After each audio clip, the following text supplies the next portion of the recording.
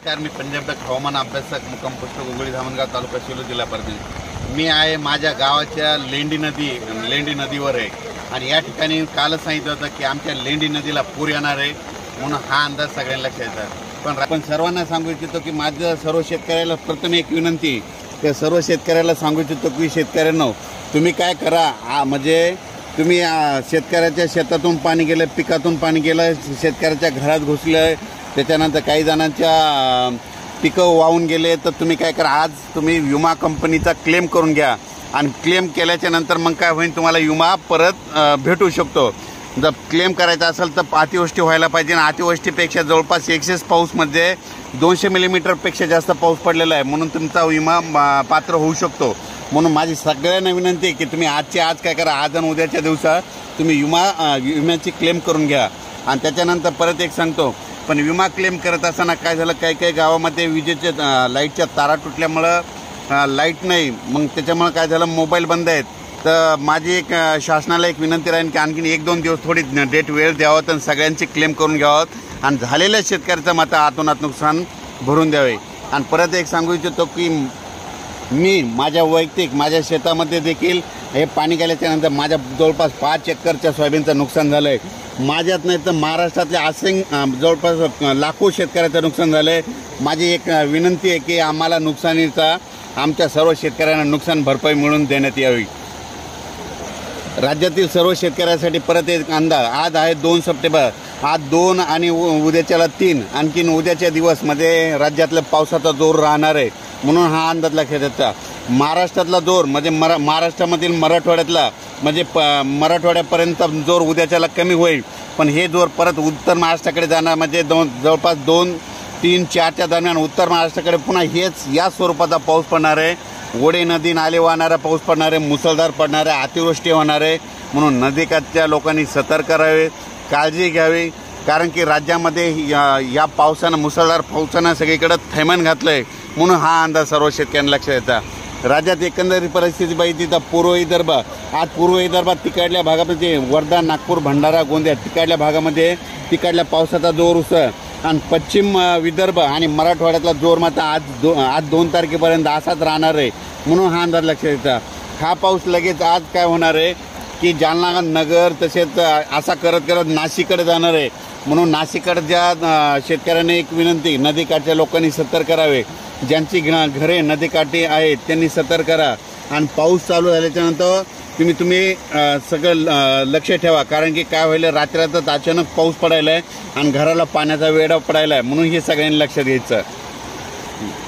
तसेच लातूर भागातील शेतकऱ्यांचं नेमकं सोयाबीन काढायला आलेलं आहे, तर लातूर भागातील सर्व शेतकऱ्याला सांगू इच्छितो तुम्ही काय करा, 4 तारखेनंतर तुमच्या भागात पाऊस ओसरणार आहे आणि तुमच्या इकडं ऊन पडणार आहे, त्याच्यामुळे तुम्ही काय करा, 4 तारखेच्या नंतर तुम्ही आलेले सोयाबीन काढून लगेच वाळल्याच्या नंतर ते लगेच झाकून ठेवावे। तसेच आपण सांगितलं होतं की राज्यातल्या आमच्या भागातलं दुधना धरण म्हणजे जालना जिल्ह्याकडे पाऊस होणार आहे, दुधनाला पाणी येणार आहे, दुधना धरणाला, तर ते दुधना धरण जवळपास आता 60% जवळ आलेलं आहे म्हणून हे देखील सांगितलं। त्याच्यानंतर येलदर धरणात देखील आवक आली, सिद्धेश्वर धरणाचं पाणी सोडण्यात आलं आहे आणि त्याच्यानंतर जायकवाडी धरण मी म्हटलं होतं आज जवळपास 90% जाईल, तर आज 90% होऊन लगेच तिचं पाणी देखील सोडलं आहे आणि सतर्कतेचा इशाराचे आदेश देखील आले। माझी एक विनंती, नदीकाठच्या लोकांनी आपण आपल्या पाईपलाईन असो, मोटर असो तर काळजी घ्यावी, कारण की पाणी जास्त सुटल्यामुळे तुमच्या पाईपलाईन मोटर वाहून जातील म्हणून ही अंदाज लक्षात येतात। पण राज्यात सांगायचं झालं तर लगेच म्हणजे 2 म्हणजे आज 2-3 म्हणजे 2 आणि 3 सप्टेंबर आज मराठवाडा, उत्तर महाराष्ट्र, पश्चिम महाराष्ट्र, कोकणपट्टी ह्या भागामध्ये आता हे पाऊस तिकडे जाणार आहे, तिकडे पावसाचा जोर वाढणार आहे म्हणून हा अंदाज लक्षात येतात। फक्त मराठवाड्यात मात्र आजच्या दिवसात मुक्काम आहे, 3 आणि 4 तारखेला देखील पाऊस राहणार आहे, पण एवढा मोठा पाऊस पडणार आहे म्हणजे ऊन पडणार आहे आणि दुपारनंतर जोरात पाऊस येणार आहे म्हणून हा अंदाज लक्षात घ्यायचा।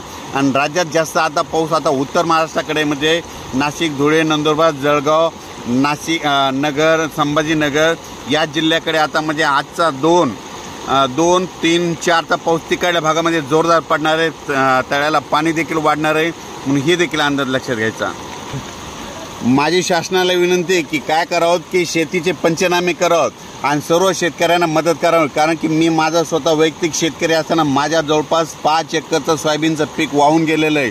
वाटल्यास तुम्ही बघू शकता, म्हणजे शेतातून पाणी गेलं आहे आणि माझं स्वतःचंच नुकसान झालं आहे. तर असं असंख्य शेतकऱ्याचं महाराष्ट्रातल्या मराठवाड्यातल्या सगळ्या शेतकऱ्याचं असं आतोनात नुकसान झालं आहे. त्यांचा पंचनामा करावा, त्या शेतकऱ्याच्या शेतात जाऊन पंचनामा करावा आणि शेतकऱ्याला तात्काळ मदत करावी.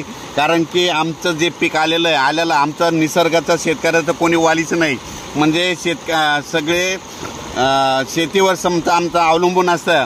आमचं दीपावली झालं, कोणतेही सण झाले, लक्ष्मीचे सण झाले, आम्ही काय करतो की शेतकरी असं करतात, मूग आल्याच्यानंतर सगळं त्याच्यावर डिपेंड असतं, म्हणजे अवलंबून असतं. आणि त्याच्यानंतर मुगाच्या पिकावर आमच्या शेतकऱ्याचा पोळा असतो. त्याच्यानंतर सोयाबीनच्या पिकावर आमची दीपावली असते. पण काय झालं, ह्या पावसानं अतिवृष्टीनं आमच्या सर्व शेतकऱ्याचं खूप नुकसान झालं. म्हणजे आमचा दीपावलीचा सण आता भविष्यात साजरा होणार नाही, कारण की अंधारात दिवाळी साजरी करावी लागणार आहे. त्याच्यामुळं माझी शासनाला विनंती सगळ्यांना की शेतकऱ्याचे म्हणजे शेतीचे नुकसान झालेले पंचनामे करून त्यांना तात्काळ मदत करावी. कारण की माझं वैयक्तिक स्वतः मी पंजाब डक माझ्या स्वतःचं देखील नुकसान झालेलं आहे.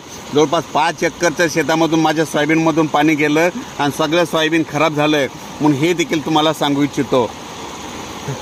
आता सर्व शेतकऱ्याला सांगू इच्छितो की म्हणजे आता तुम्हाला एक सांगतो, परभणी जिल्हा असो, जालना जिल्हा, नगर जिल्हा, लातूर जिल्हा, त्याच्यानंतर संभाजीनगर, नाशिक, धुळे, नंदुरबार या सर्वांना सांगू इच्छितो.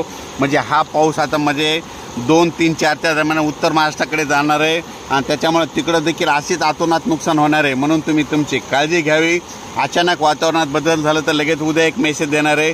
म्हणजे आणखीन जवळपास आज 2 सप्टेंबर आणि 3 सप्टेंबरपर्यंत राज्यात असाच पावसाचा जोर कायम राहणार आहे. 3 तारखेच्या नंतर राज्यातला जोर ओसरेल. 3 तारखेनंतर राज्यात पुन्हा दिवसा ऊन पडेल आणि रात्रीच्याला स्थानिक वातावरण म्हणून जोराचा पाऊस पडेल. म्हणून हा अंदाज लक्षात घ्यायचा. अचानक वातावरणात बदल झाला तर लगेच एक मेसेज दिला जाईल. नदीच्या पुलावर पाणी आल्यास असं पुढं जाऊ नका, माझी एक सर्वांना विनंती. काय झालेलं असतं की काही काही ठिकाणी पूल वाहून गेलेले असतात आणि हे लक्षात येत नाही. त्याच्यामुळे ही एक त्यांना देखील विनंती.